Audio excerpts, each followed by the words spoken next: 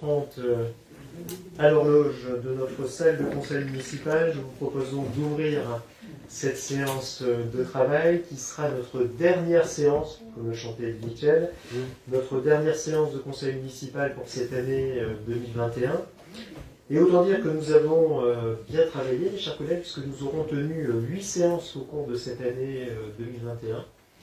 Je pense qu'il est préférable d'avoir, surtout en cette période, des séances plutôt courtes, des séances bien d'une heure, un peu plus longues parfois en fonction des sujets, et d'avoir aussi cette périodicité de réunions, ce qui nous permet de vous tenir régulièrement informés de l'actualité, des différents sujets et projets que nous pilotons au cours de ce mandat. Dernier conseil avant bien sûr la pause des fêtes de fin d'année. Et si j'évoque cette période des fêtes de fin d'année, c'est pour aussi remercier l'ensemble de nos services qui ont fortement contribué à la bonne organisation du marché de Noël du week-end dernier. Et je voudrais y revenir parce que, vous le savez, c'est une grosse organisation pour nos services. Je voudrais les remercier toutes et tous, remercier aussi le pilotage qui a été celui de nos collègues élus. Et bien sûr remercier l'Union commerciale de Bully-les-Mines, puisque c'est un partenariat, vous le savez bien, qui pilote, qui gère ce marché de Noël. Et incontestablement, j'ai eu l'occasion de le dire à certaines et certains d'entre vous, pour ma part, j'estime que c'est l'un des plus beaux que nous ayons vécu depuis ces dernières années, et tout particulièrement depuis que nous tenons à nouveau ce marché de Noël à l'extérieur. Et puis, au-delà de l'organisation du marché de Noël, je voudrais remercier l'ensemble de nos services, et là encore des élus, qui sont pleinement mobilisés pour que ces événements, je dirais, festifs de fin d'année se déroulent du mieux possible. C'est le cas dans les écoles, avec bien sûr un protocole sanitaire assez contraignant. C'est le cas aussi dans nos maisons de quartier qui ont maintenu en grande partie leurs activités, notamment, je pense à la fabrication et la réalisation d'objets de décoration de Noël, à la bibliothèque qui a accueilli cet après-midi un atelier, à l'espace François Mitterrand qui a poursuivi sa programmation et qui a accueilli cet après-midi le spectacle de Noël du Centre communal d'action sociale, ou ce midi encore, le goûter, les anniversaires célébrés plus exactement à la résidence Autonomie Maurice Debout. Donc un grand merci là encore à nos services et aux élus qui pilotent ces différentes festivités. Tout cela représente un travail conséquent, je le sais, et je tenais bien sûr à le souligner ce soir en ouverture de séance. Mes chers collègues, nous sommes encore, vous le savez bien, et je viens d'évoquer, soumis au protocole sanitaire en vigueur. Vous êtes donc tenus de garder le masque pendant la totalité de notre séance. Et puis, si notre séance venait à durer au-delà d'une heure, je suspendrai notre séance pour que nous puissions aérer, comme cela nous est demandé, cette salle de réunion. Ne soyez pas surpris si d'ici 19h30, je suspends temporairement notre séance de travail. Et puis, je voudrais bien sûr saluer nos quelques concitoyens qui nous suivent au travers de notre retransmission sur Facebook. Nous les saluons. Voilà, mes chers collègues, nous allons pouvoir donc formellement ouvrir cette séance. Je vais demander à notre directrice générale des services de bien vouloir procéder à l'appel. Monsieur François Lemaire. Présent. Madame Martine Tchekalowski. Présent. Monsieur Jérémy Robillard. Présent. Madame Caroline Louba. Monsieur Patrick Leroy. Présent. Madame Nathalie Blanquet. Présente. Monsieur Pascal Foucault. Présent. Madame Dominique Delenflo. Absent de procuration. Excusez. Monsieur Ali Benfrage. Présent. Madame Maryse Baccioni. Excusez, procuration. Monsieur Gérard Héripré. Présent. Madame Géraldine Noyol. Présente. Monsieur Ludovic Dubo. Présent. Madame Janine Pouchin. Présente. Monsieur Pascal Defrance. Présent. Madame Catherine Dambrine. Présente. Monsieur Stéphane Sicora. Présent. Madame Delphine Lemaitre. Excusez. Excusez, procuration. Monsieur Franck Cousin. Excusez, procuration. Madame Sandrine Bedarzic. Présente. Monsieur Michel Melin. Présent. Madame Josiane Ouattré. Présente. Monsieur Corentin Pironski. Présent. Madame Rosine Natier. Présente. Monsieur Michel Bacciato. Présent. Madame Florence Chaumercel. Présente. Monsieur Rudy Raguenet. Présent. Madame Claudine Moutoir. Présente. Monsieur Florent Deriche. Présent. Madame Caroline Mélanie. Présente. Monsieur Michel Duez. Excusez, procuration. Madame Désis Calice. Présente. Monsieur Frédéric Lombard. Excusez, malade. Oui, effectivement, quelques-uns de nos collègues sont actuellement absents pour cause de maladie. On leur adresse bien sûr tous nos voeux de prompt rétablissement. Je voudrais également excuser notre collègue Caroline Louba qui m'avait informé qu'elle risquait effectivement d'être absente ce soir, mais qui n'a pu pour autant établir de procuration. On excuse Caroline, bien évidemment. Pour autant, en dépit de ces quelques absences, eh bien, les conditions de quorum sont largement remplies. Nous allons donc, mes chers collègues, pouvoir terminer cette séance et surtout délibérer. Il me revient de vous proposer de désigner, comme à chaque fois, eh bien, un secrétaire de séance. Je vous propose de désigner notre collègue Pascal de France pour cette séance qui, vous l'avez vu, sera très administrative, financière, ressources humaines, il y a un peu de tout. Il faut bien avouer que l'environnement de ce soir est quand même très, très administratif, très technique. Merci à M. de France, désigné à l'unanimité de notre conseil municipal. Voilà, effectivement. Alors, mes chers collègues, je vous propose de démarrer tout de suite par le premier point qui concerne l'approbation du PV de notre séance du 9 novembre dernier. Celui-ci appelle-t-il des commentaires de votre part ou des demandes d'amendement?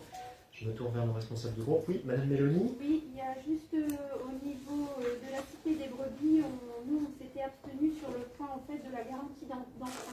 Oui, alors sachant qu'elle passe ce soir. Elle passe ce soir. Mais effectivement, vous l'aviez signalé, vous l'aviez évoqué d'ailleurs aussi en commission spéciale.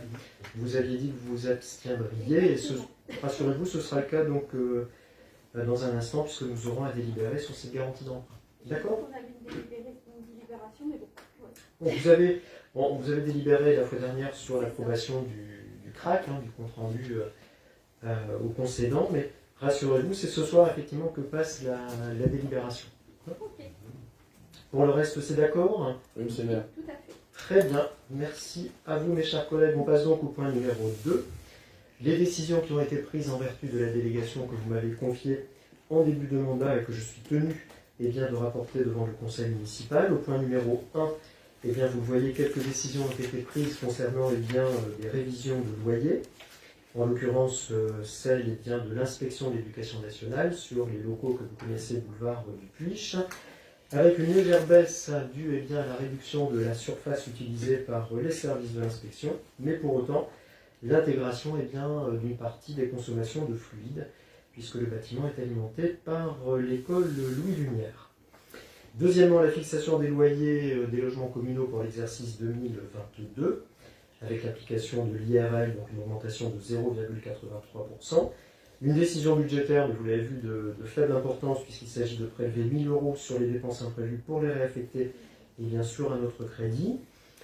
Point numéro 4, les décisions concernant la programmation politique de la ville, puisque chaque année nous déposons notre programmation qui va faire l'objet d'une décision.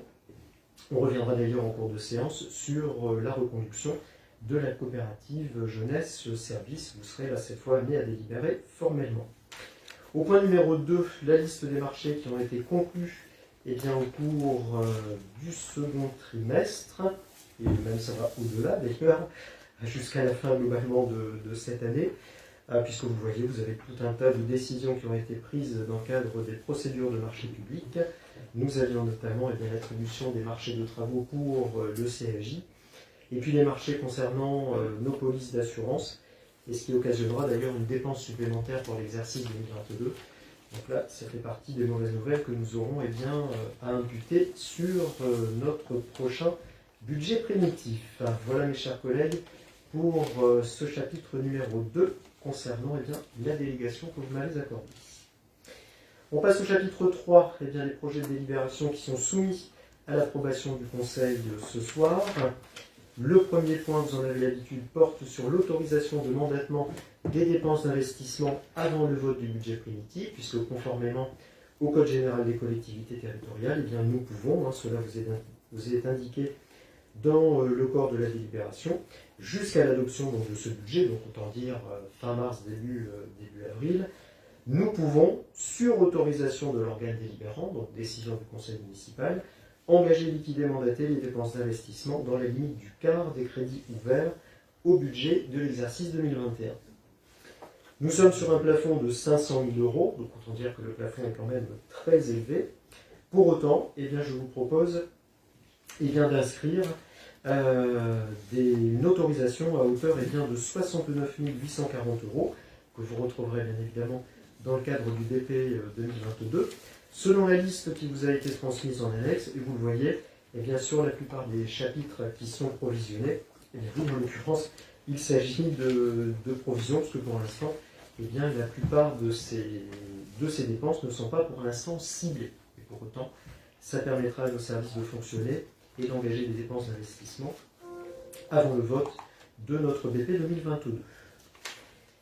Approuvez-vous, mes chers collègues, cette autorisation que je sollicite auprès de vous, dans les conditions que je viens de vous indiquer? Est-ce que c'est d'accord, les responsables de groupe? Oui. Très bien. À l'unanimité. Je vous en remercie. Nous passons au point numéro 2, concernant des délibérations pour des subventions ordinaires ou exceptionnelles. Il n'y a pas vraiment de subventions exceptionnelles. On a notamment des associations qui ont déposé un peu tardivement leur demande de subvention. La première concerne la subvention de fonctionnement que nous accordons systématiquement aux délégués départementaux de l'éducation nationale. Alors, je vais demander, je suis désolé pour ce formalisme, mais je vais demander à nos collègues qui sont des DEN et des membres des instances dirigeantes de bien vouloir se retirer. Il n'y a plus de rapporteur de ce fait, plus de secrétaire de séance.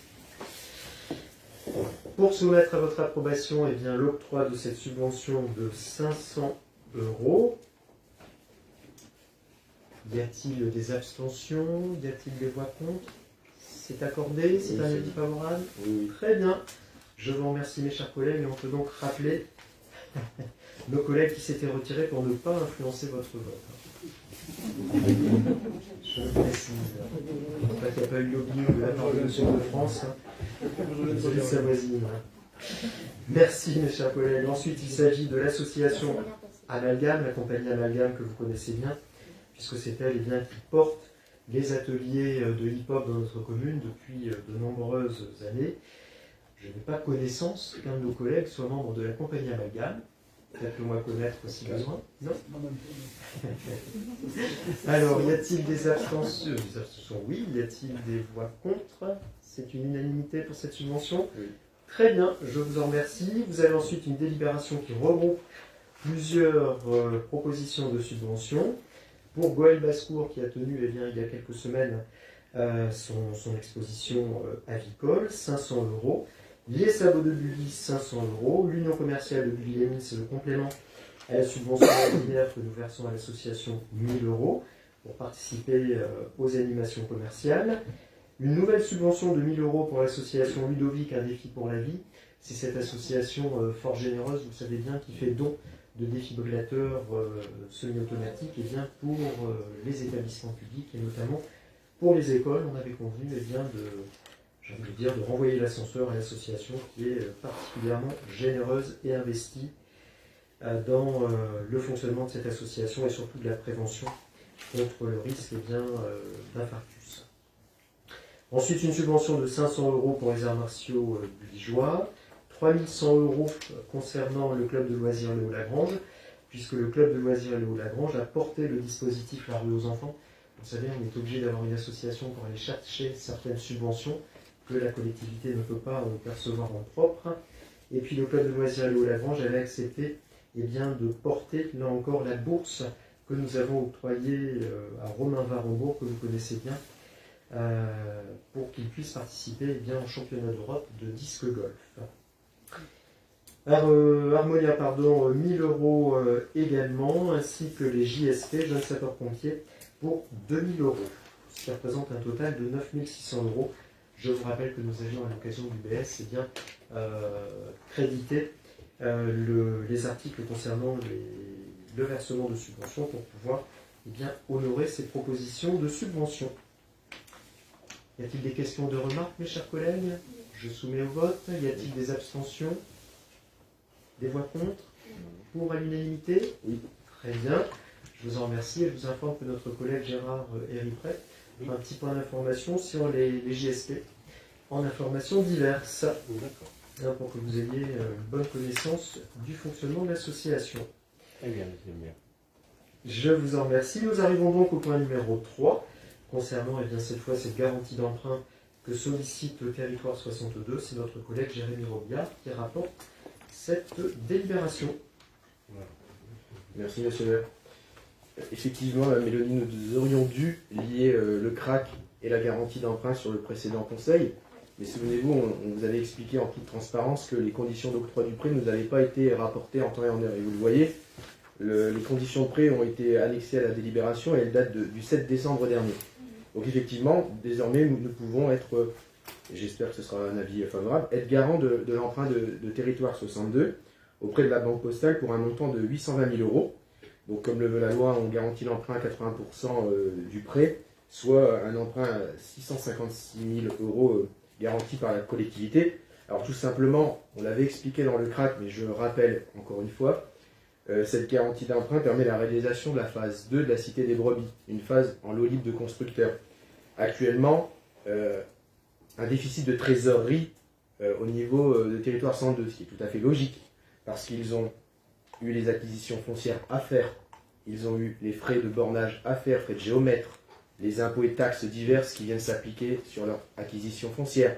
Et demain, ils vont devoir encore augmenter leur déficit de trésorerie avec la viabilisation et les réseaux divers à passer. D'où le fait qu'ils demandent un emprunt auprès de la banque. Alors, la banque en question, vous l'avez vu, je viens de le dire, c'est la Banque Postale, pour un montant de 820 000 euros, une durée de 3 ans et un taux annuel fixe de 0,68 euros. Donc l'objet de la délibération est assez simple, vous l'avez dans les différents articles, mais moi je vais m'arrêter surtout au dernier article, de permettre et d'autoriser monsieur le maire à intervenir au contrat de prêt en qualité de garant sur ce prêt entre la Banque Postale et Territoire 102. Et donc, on l'a déjà fait sur d'autres opérations menées par l'aménageur. Merci monsieur le maire. Merci Jérémy. Cette garantie d'emprunt, bien sûr, permet à Territoire 62 de négocier, vous l'avez bien compris, dans de meilleures dispositions, et bien ces emprunts, et en l'occurrence auprès de la Banque Postale. Alors, c'est ce qui se pratique par de nombreux opérateurs, je pense notamment aux bailleurs sociaux, qui interviennent encore, qui sollicitent régulièrement, là c'est plus auprès de la communauté d'agglomération, auprès du département, et bien des garanties d'emprunt. Y a-t-il des questions, des remarques, mes chers collègues? Je soumets donc à votre vote. J'imagine donc qu'il y a des abstentions. Donc, votre groupe, Madame Mélanie, c'est bien ça? Très bien. Pour le reste, le groupe majoritaire, c'est une approbation, un avis favorable? Oui. Très bien. Très bien. Je vous en remercie. Qui va permettre de développer cette opération qui vous avait été, comme le disait Jérémy, largement présentée à l'occasion de la commission spéciale. C'est-à-dire, je pense, une formule qu'il faudra reconduire, parce que ça évite là encore de faire la présentation en séance de conseil municipal. Nous passons ensuite sur les délibérations du point numéro 4. Alors là, on est vraiment sur du formalisme administratif, puisque les services de l'État, mais également les services des finances publiques, nous ont demandé de redélibérer concernant à la fois les indemnités horaires pour travaux supplémentaires, ainsi que les heures complémentaires, puisqu'il nous a été demandé de préciser concernant ces délibérations les grades et fonctions et métiers pouvant ouvrir droit au paiement des IHTS, les grades de catégorie A pouvant ouvrir droit au paiement des IHTS et les modalités de versement. Voilà donc, mes chers collègues, ainsi que le paiement des heures supplémentaires, voilà donc l'objet de ces deux délibérations, mais qui sur le principe sont conformes à ce que nous appliquons actuellement. Donc voilà pour ce qu'il s'agit du point 4.1 et 4.2, les deux délibérations qui vous sont proposées. Y a-t-il des questions, des remarques? Non. Non.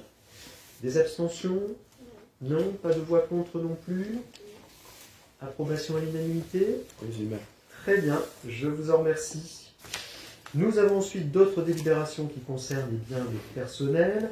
En l'occurrence, la création de 2 emplois permanents d'auxiliaires de puériculture au sein du multi-accueil, puisque nous avons un agent qui a bénéficié d'une mobilité interne pour une inaptitude médicale. Nous avons un autre agent qui a bénéficié d'une mobilité interne, dans le cadre de son déroulement de carrière. Ces 2 postes sont donc libres, vous l'avez compris. Un poste pourra être pourvu dans le cadre de la promotion interne, de la nomination en interne d'un agent qui a été lauréat du concours d'auxiliaire de puériculture. L'autre poste donnera lui lieu à un recrutement. Ça va de soi, recrutement auprès des titulaires de la fonction publique ou recrutement d'un contractuel. Est-ce que c'est d'accord sur le principe? Oui. Pas d'abstention, pas de voix contre? Approuvé à l'unanimité, je vous en remercie. Nous avons ensuite la création d'un emploi de chef de service aux ressources humaines dans le cadre d'emploi des rédacteurs territoriaux, puisque là encore, en l'occurrence, notre chef de service aux ressources humaines a été admis sur la liste d'aptitude au grade de rédacteur territorial. Il y a lieu de permettre à cet agent de bénéficier de son nouveau grade de rédacteur territorial, d'où la création de cet emploi permanent de chef de service des ressources humaines, à compter du 1er janvier prochain. Avis favorable? Oui. Oui, à l'unanimité? Oui, monsieur le maire. Très bien, je vous en remercie. Ça déroule, hein, ça va vite. Hein.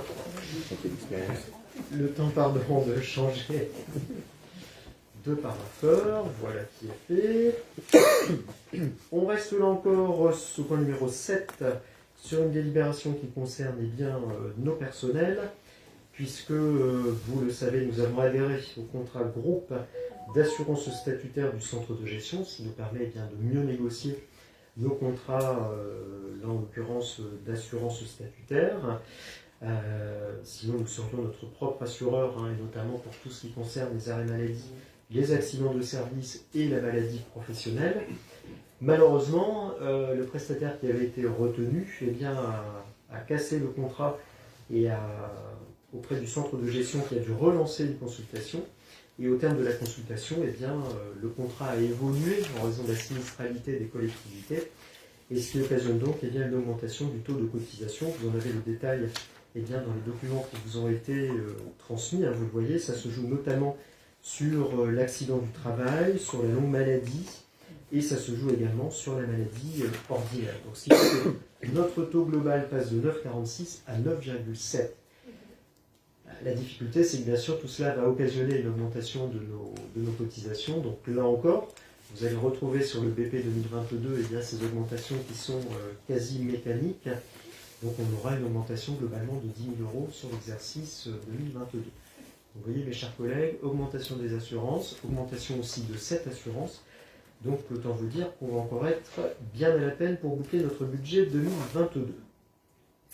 Pour autant, il reste intéressant d'adhérer à ce contrat de groupe négocié par le centre de gestion.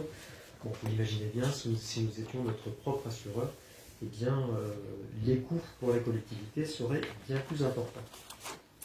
Il vous est donc proposé par cette délibération d'adhérer à nouveau à ce contrat de groupe négocié par le centre de gestion.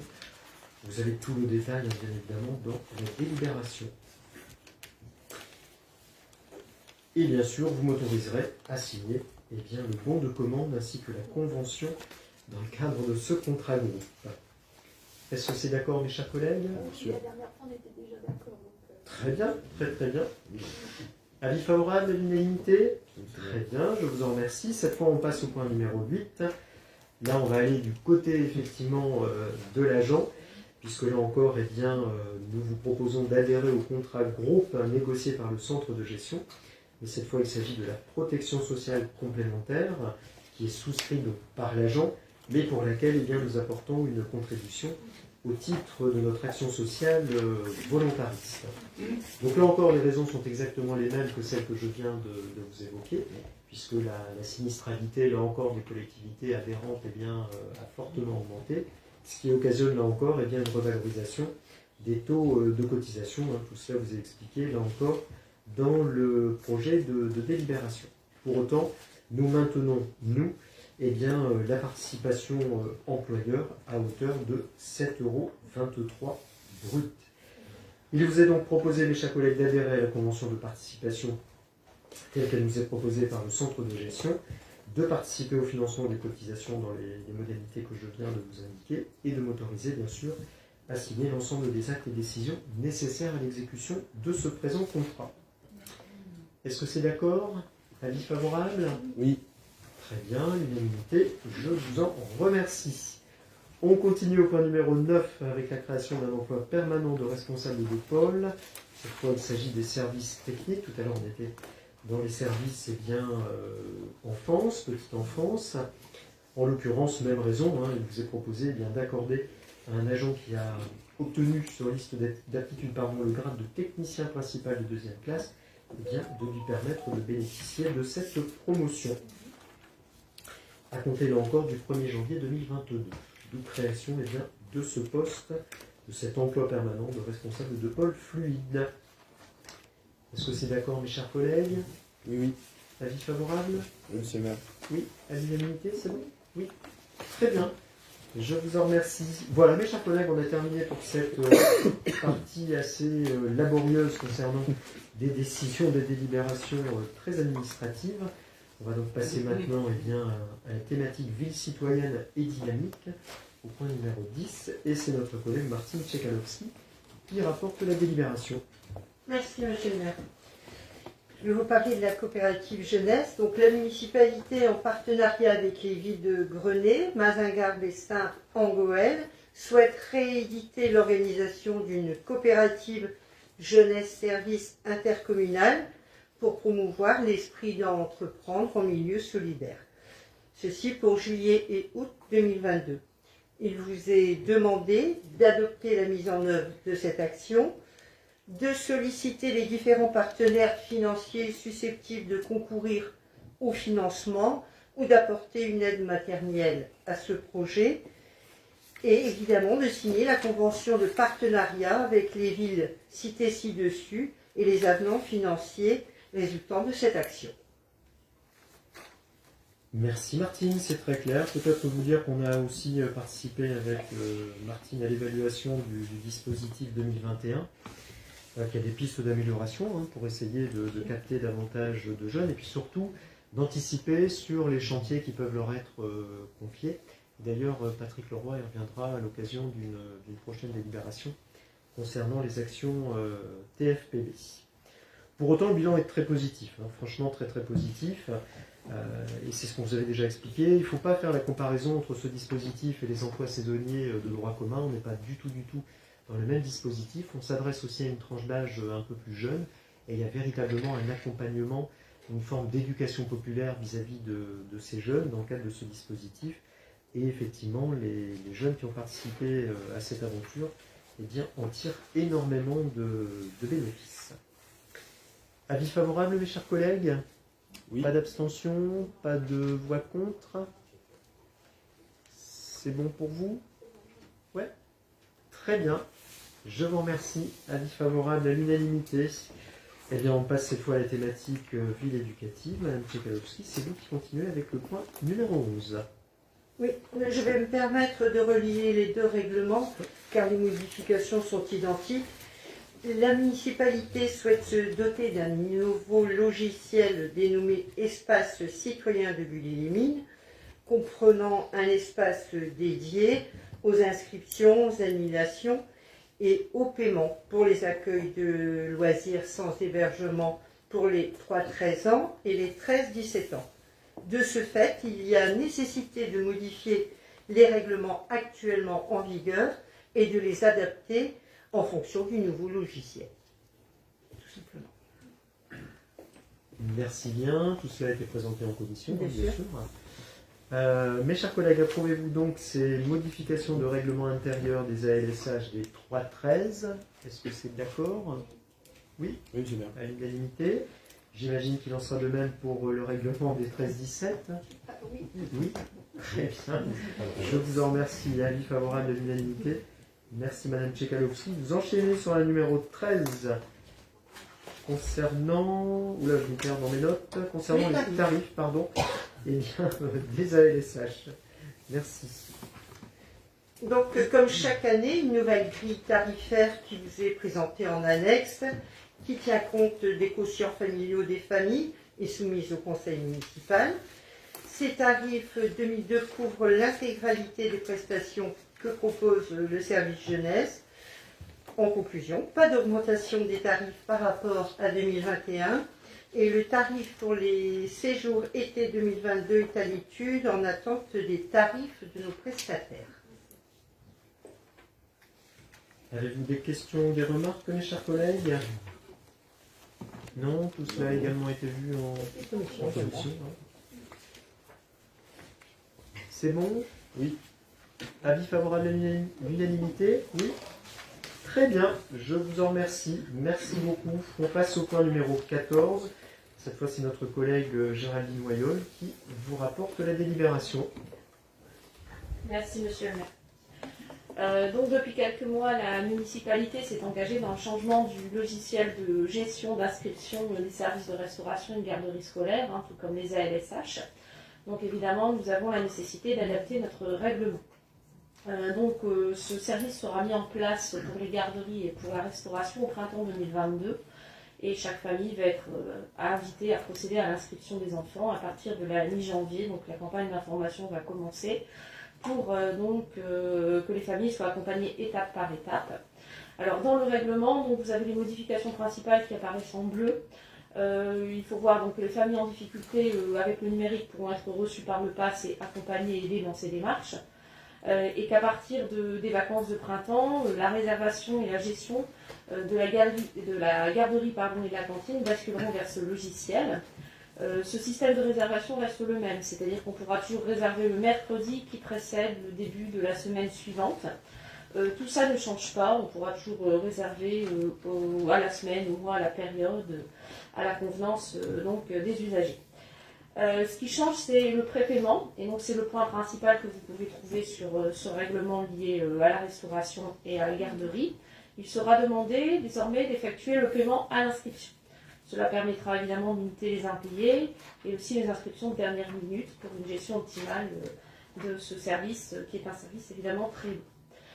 Les familles qui n'auraient pas les moyens de payer seront orientées vers les services d'aide sociale pour permettre évidemment à chaque enfant d'accéder à la restauration scolaire. L'idée évidemment est d'accompagner les familles dans le besoin tout en limitant les difficultés qui peuvent survenir actuellement. Donc on espère évidemment un service plus performant et un logiciel qui amènera satisfaction à tout le monde. Et dans ce cadre, je vous demande votre approbation sur le règlement qui a été défini. Merci bien pour avoir participé à quelques réunions techniques pilotées par nos collègues élus. Je peux témoigner effectivement du fait que nous avons essayé de trouver un bon équilibre entre la souplesse dont ont besoin les parents et aussi une certaine rigueur dont ont besoin aussi nos services pour pouvoir organiser dans les meilleures conditions ces services, j'ai envie de dire, surtout en ce moment, avec les contraintes sanitaires qui sont les nôtres. Et puis, comme le disait notre collègue Géraldine Noyol, il y aura bien sûr toute une phase d'information auprès des parents, puisqu'ils vont devoir créer leur nouveau compte sur ce nouveau portail, et qui sera quand même beaucoup plus pratique de ce que j'ai pu comprendre que l'actuel. Beaucoup plus souple, mais il faut créer son espace personnel et tout cela nécessitera un peu de temps et l'accompagnement de nos services. Mes chers collègues, y a-t-il des questions ou des remarques? Avis favorable à l'unanimité? Oui. Très bien, je vous en remercie.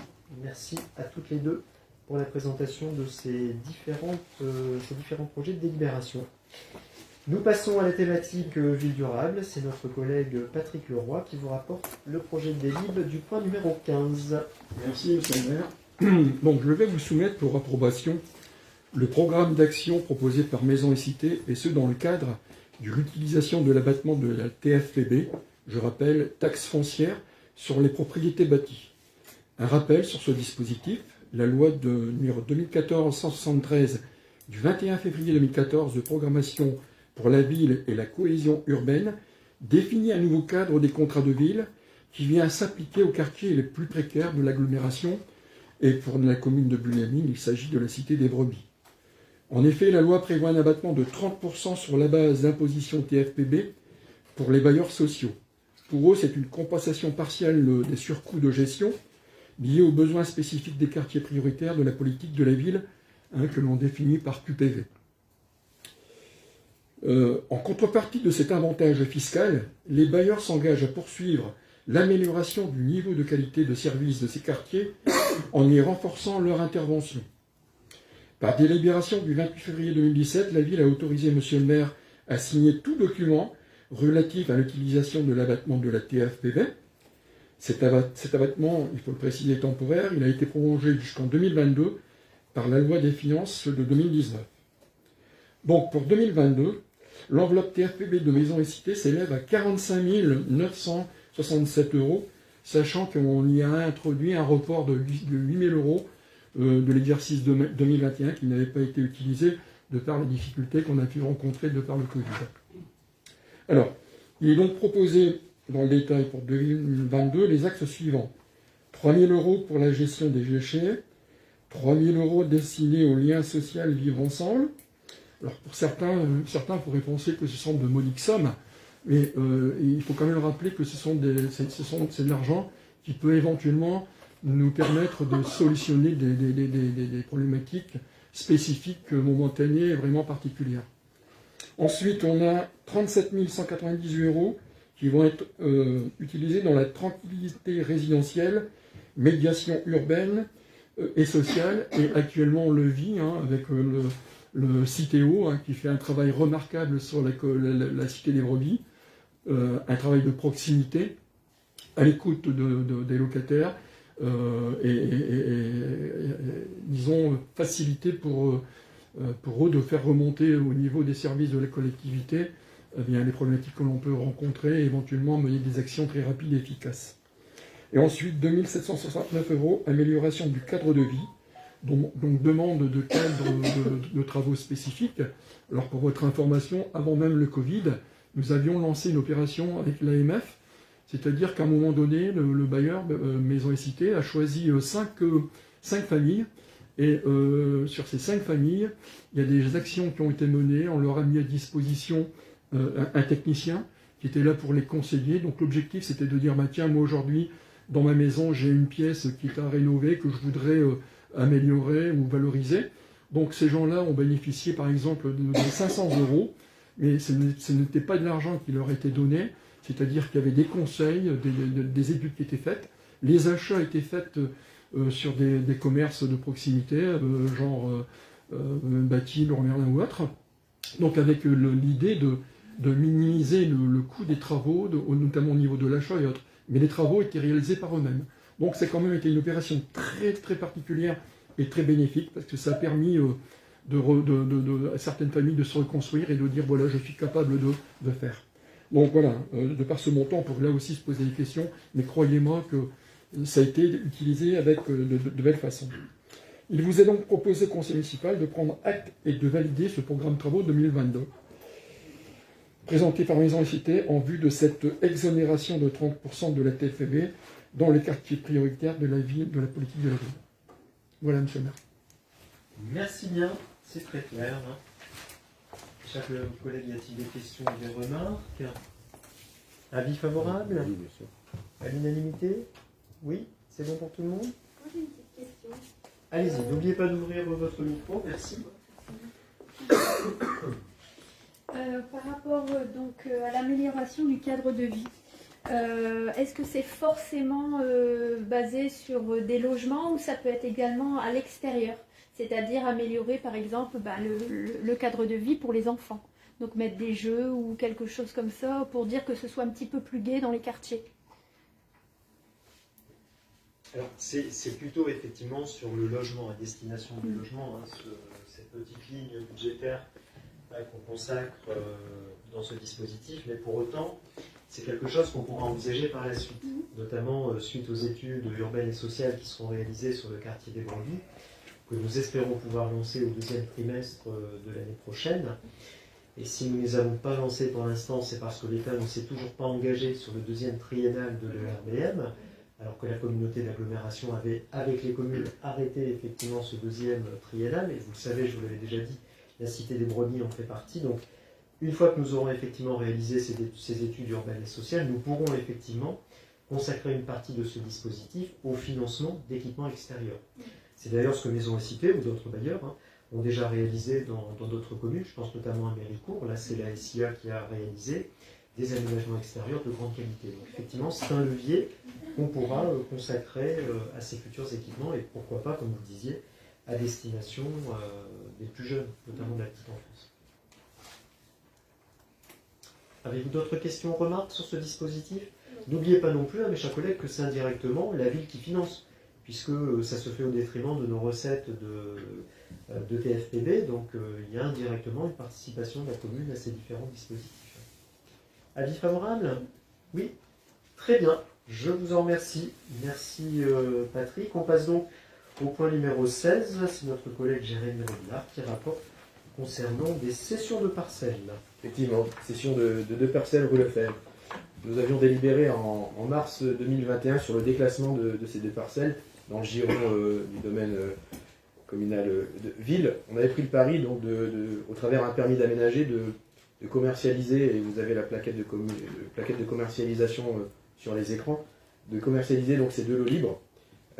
Donc entre mars et aujourd'hui, il y a eu un cahier des charges qui a été élaboré. Je vais revenir rapidement sur ce cahier des charges. Puis il y a eu nos services techniques qui ont travaillé, donc le raccordement au réseau divers, amener l'eau, amener l'électricité et autres travaux techniques. Le cahier des charges, une fois élaboré, a été donc mis en ligne au travers différents réseaux de communication et de publication, site internet de la ville, le journal de la ville, à compter du 10 septembre dernier, avec une demande de remise d'offres au 19 novembre.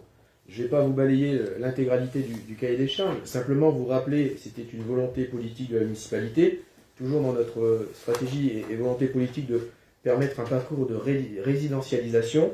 Il était donc demandé un engagement écrit de réaliser une maison individuelle, comprenant bien évidemment un logement, mais destinée à une résidence principale. De par cette demande, on voulait éviter donc tout promoteur ou propriétaire bailleur. À l'issue donc de cette consultation et de ce cahier des charges, le lot numéro 1 de 308 mètres carrés pour une valeur de 40 000 € a été attribué au consort Lacherie, et le lot numéro 2 d'une contenance de 303 mètres carrés et d'une valeur de 38 000 € a été attribué au consort Courreau. Aussi, donc, je lis les 2 délibérations afin de permettre donc de vendre de gré à gré, sans intermédiaire, ces 2 lots aux 2 consorts que je viens de vous citer, et au prix qui avait été affiché par la municipalité. Merci, monsieur le maire. Oui, tout à fait. C'est important effectivement de le rappeler. C'est une opération intéressante pour nous. Nous avons eu un léger coût de viabilisation, mais pour autant, eh bien, c'est une opération largement bénéficiaire pour nous. Avez-vous des questions ou des remarques, mes chers collègues? Non, je soumets à votre vote. Est-ce un avis favorable? Oui. Avis favorable à l'unanimité? Oui. Très bien. Je vous remercie. C'est une bonne nouvelle, effectivement, et pour nous, et pour les futurs accédants, bien sûr. Nous passons donc à la délibération numéro 17. Là encore, c'est notre collègue Jérémy Robillard qui vous la présente. La présentation donc, du futur guichet numérique des autorisations d'urbanisme. En effet, la loi nous impose à partir du 1er janvier 2022, pour toutes les communes, d'être en mesure de recevoir sous forme électronique les demandes d'autorisation d'urbanisme. Nous concernant, plus de 3500 habitants, nous devrons également assurer leur instruction sous forme dématérialisée. On ne va pas débattre sur la facture numérique et les difficultés que chacun peut avoir sur l'accès au numérique. On le partage tous, on en est bien conscient. On subit donc une demande et une législation de l'État. Pour autant, on peut y voir quand même des points positifs sur ce dispositif. Une économie de reprographie et donc une économie environnementale, mais surtout une souplesse, une transparence et une meilleure traçabilité des dossiers. Sur ce guichet, le pétitionnaire pourra suivre à l'instant T son dossier, l'état de l'avancement de son dossier, s'il a besoin de complétude ou pas. La question était de savoir si nous allions seuls vers un prestataire et d'avoir le logiciel dédié, ou si on passait par une convention cadre avec la communauté d'agglomération de Lens-Liévin et avoir à une échelle plus grande une meilleure négociation sur les prix. Il a été fait le choix donc de passer via la communauté d'agglomération. Pour autant, et c'est le point de vigilance que je souhaite afficher ce soir, la ville reste maître et compétente en matière d'urbanisme. Nous passons par la communauté d'agglomération au travers de la délibération de ce soir, qui vous est demandé de l'approuver, permettre donc d'adhérer à ce service commun d'ADS et donc de permettre de signer cette convention cadre, mais nous restons compétents et totalement indépendants sur l'instruction de nos autorisations d'urbanisme. Nous passons uniquement par la communauté d'agglomération au travers ce guichet numérique unique, c'est-à-dire au travers ce fameux logiciel. Également, il faudra autoriser les crédits nécessaires à ouvrir au budget principal, car effectivement, cela a un coût de mettre en place ce logiciel, de mettre en place ces paramétrages de ce logiciel, de payer notre contribution forfaitaire à la CAL. Donc sur cette première année, on a un coût d'environ d'un peu plus de 10 000 euros. Et les années suivantes, le coût sera plus faible. Juste la cotisation forfaitaire et la maintenance, on sera sur un coût entre 3 000 et 5 000 euros. Ce qu'il faut savoir aussi, c'est que de travailler de cette manière, la CAL reste l'intermédiaire. La CAL reste l'intermédiaire entre le prestataire et la ville. Donc tout souci technique revient à la CAL de gérer cette prestation technique et problématiques techniques qu'il pourrait y avoir. Il y a une option qui peut être relevée ou pas. On verra au fur et à mesure donc, de cette première année où on va entre guillemets essuyer les plâtres, toutes les communes, de savoir si on lève ou pas l'option qui est un petit coût de 800 euros, à savoir gérer les litiges directs sans l'intermédiaire de la CAL. Pour l'instant, on ne lève pas l'option et on verra comment les premières années vont évoluer. Merci, monsieur le maire. Merci Jérémy, c'est clair, effectivement, nous conservons nos prérogatives, c'est cela qui est important. Y a-t-il des questions ou des remarques, mes chers collègues? Est-ce un avis favorable? Oui, c'est bon pour tout le monde? Oui.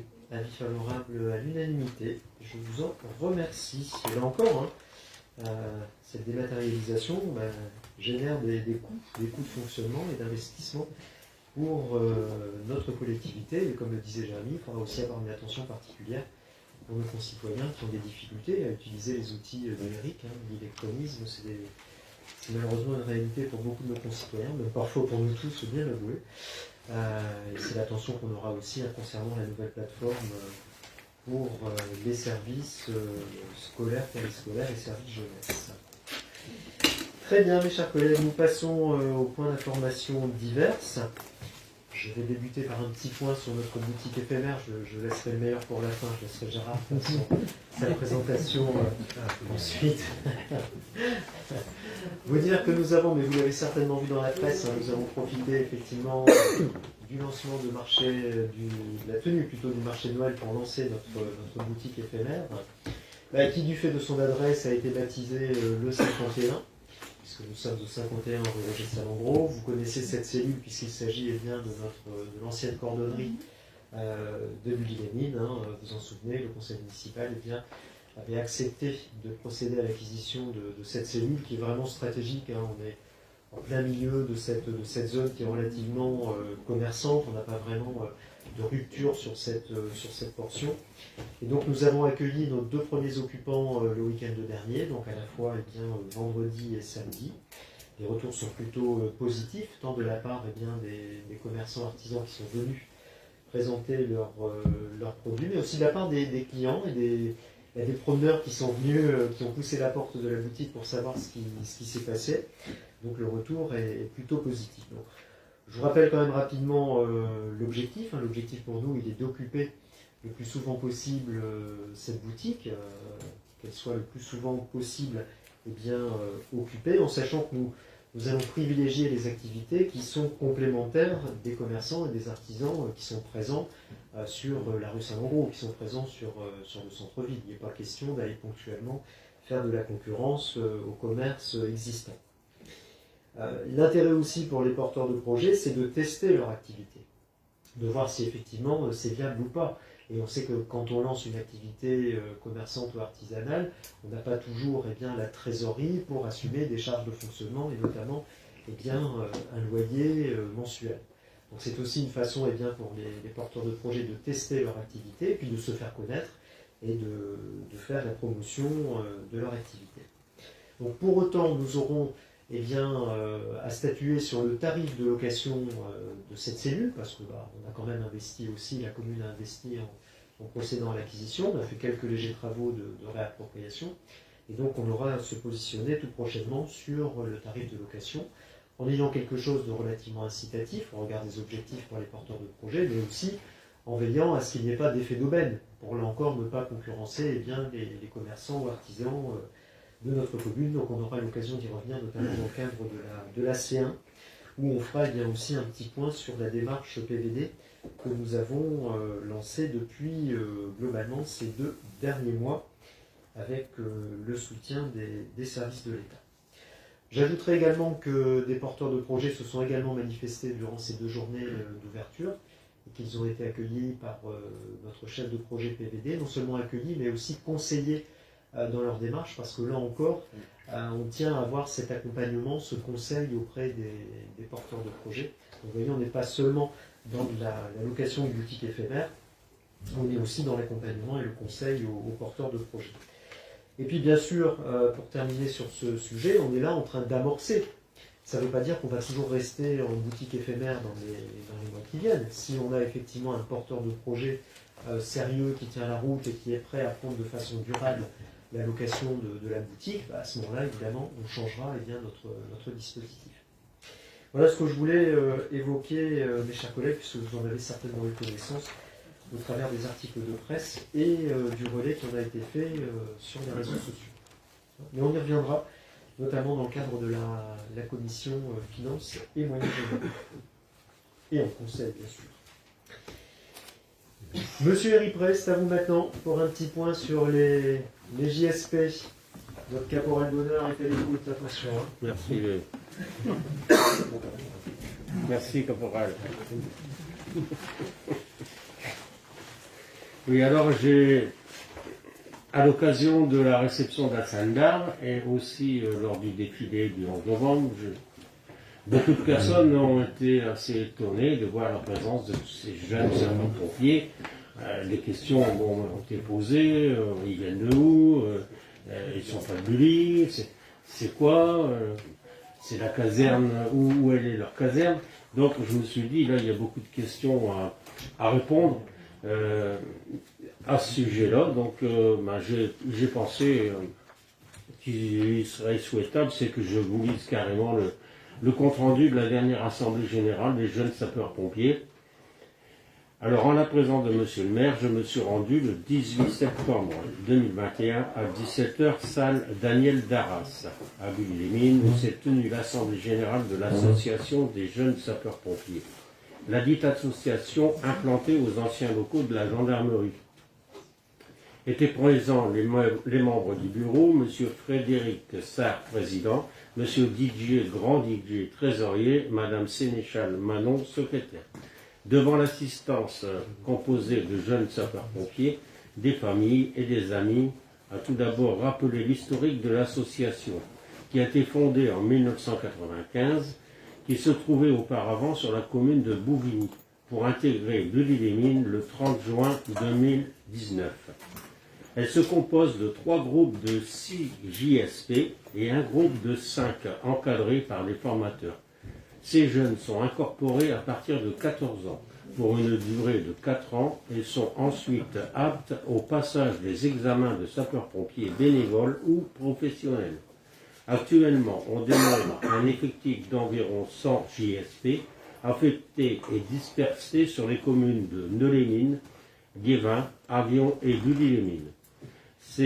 Cette année, 6 jeunes ont quitté le centre après avoir réussi le brevet et sont prêts pour le concours des SP. Le 20 et 21 novembre dernier, 8 nouvelles recrues ont intégré l'association, plus 2 venant de Le Sangoël. L'association dispose actuellement de 4 véhicules entreposés à Saint-Angoël sur autorisation du département, utile pour permettre les exercices et entraînements aux interventions. Toutefois, ce stationnement reste provisoire. Les formations sur le terrain sont régulièrement pratiquées sur le site de l'EHPAD Poreski et le complexe Marcel Beck. Les pratiques sportives sont effectuées avec l'autorisation de Monsieur le Président du département à la salle de sport de l'ancien collège. Monsieur Grand-Didier, trésorier, a annoncé pour l'année 2019 la somme de 2240 € pour le compte courant, 9955 € sur le compte épargne. Les dépenses habillement, 2051 €, cotisations, banque, assurance, véhicules, transport, etc. couvrent les recettes avec un excédent de 37 €. Le bilan financier attesté et approuvé par M. François Dubuche, contrôleur financier. Conformément au statut des 3 ans écoulés, il a été procédé au vote à bulletin secret du nouveau bureau qui a été réélu à l'unanimité au même poste. Le nouveau bureau souhaite et sollicite pour 2022 de participer davantage pour la ville de Bully-les-Mines pour des opérations telles que ville propre, rencontres avec les aînés par groupe ou encore festimioche en présentant des exercices avec un véhicule serré sur les yeux. J'ai pas dit moche. Hein.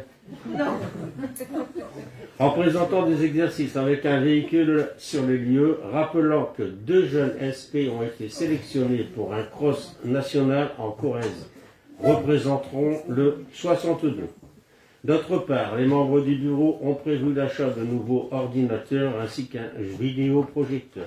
Toutefois, Monsieur le Président sollicite auprès de la ville un soutien financier sous la forme d'une subvention exceptionnelle pour pallier aux frais de transport de bus de chaque samedi de la semaine pour gagner les salles sportives de l'ancien collège représentant environ 60 € pratiquement chaque samedi. N'ayant plus de questions diverses, l'Assemblée générale a été clôturée à 18h30. Voilà. Je pense que vous en connaissez un peu plus sur l'avis de cette association. Monsieur le maire, j'ai terminé. Caporal. Merci Gérard. Il est important effectivement que vous puissiez avoir une meilleure connaissance de l'association comme tu l'évoquais. Bon, vous le savez, c'est un beau partenariat qu'on a engagé depuis maintenant quelques années avec les JSP qui étaient à la recherche de locaux. On a eu cet arrangement possible avec la SIA sur les locaux de l'ancienne gendarmerie que nous louons et que nous mettons à disposition des JSP.